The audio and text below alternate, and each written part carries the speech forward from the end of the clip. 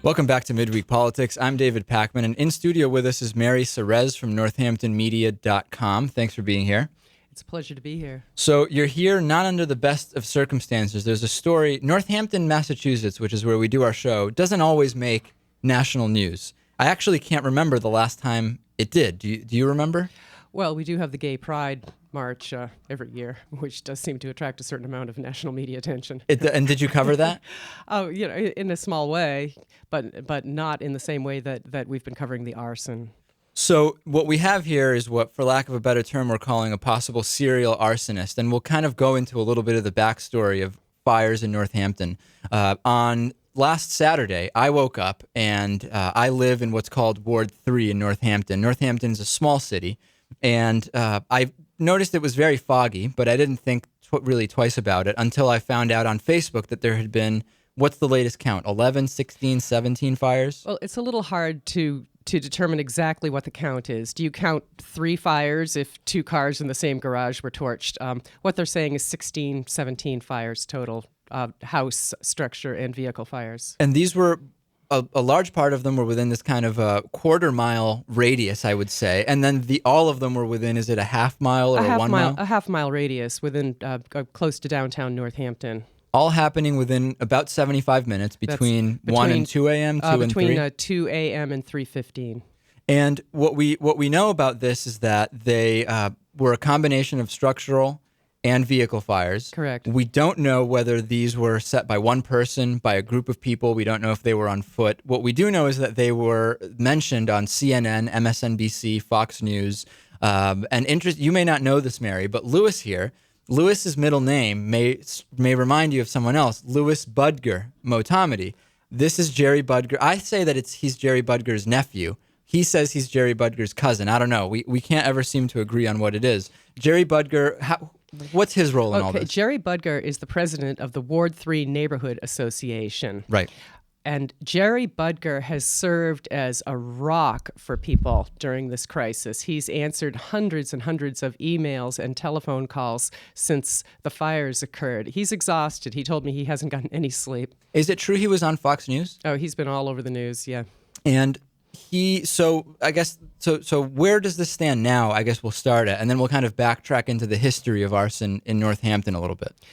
Sure. The district attorney is in charge of the investigation, and she is releasing very, very little information. Let me back up a little bit. She has actually delegated investigation to her assistant district attorney, Michael Kaling. And he wanted to be here today, but he had to be in court, actually, as we film now. Mm-hmm. But he probably wouldn't tell you very much. They're being very quiet over at the district attorney's office. They're releasing very little information. And this is all under the guise of if we might somehow hurt the investigation if we say too much. Is that basically what's being said? Correct. That's their reasoning. And we've heard that from everybody from Condoleezza Rice to Alberto Gonzalez. And with Alberto Gonzalez, he actually not only wasn't going to say, he just didn't remember everything from whether his parents were here illegally to who. We won't get into him. But so people are used to this, right? Essentially. What's different now? There seems to be a lot of complaining about we're not hearing enough.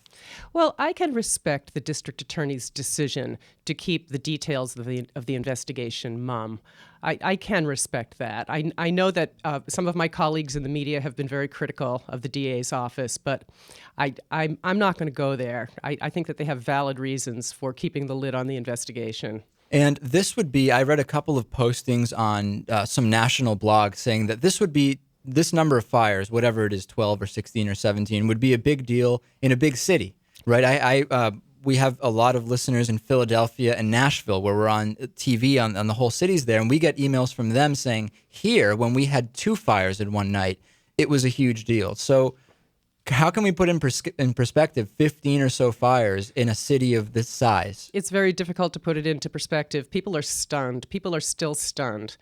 It's difficult to wrap your mind around the enormity of what happened in the early morning hours of December 27th here in Northampton, Massachusetts. And to go back a little bit, what is the history over the last 5 years of fires or arson that have been suspicious or controversial? Yeah, this is the thing. Within Ward 3, which is a neighborhood within the city of Northampton, there have been a history of suspicious fires. A lot of vehicle fires, some house fires.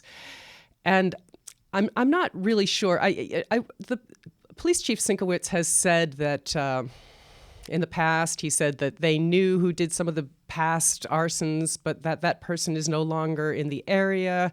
I don't think there was ever any real conclusive solution to understanding the cause of the suspicious fires in Ward 3 in the past. So is there something about setting things on fire that lends itself to the type of place Northampton is? Is there something about Northampton that lends itself to people wanting to set things on fire? I mean, where do you see this? I don't think so.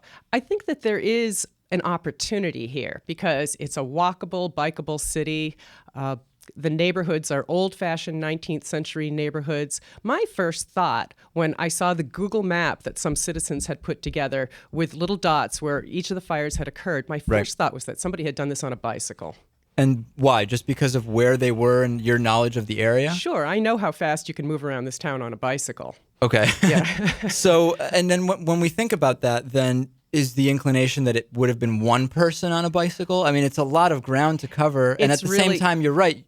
Just the bike part doesn't take that long. No, it doesn't. It doesn't. But I did read a profile of, online. Somebody posted something to a federal site, which had a psychological profile of the typical arsonist. And they said there are different types of arsonists.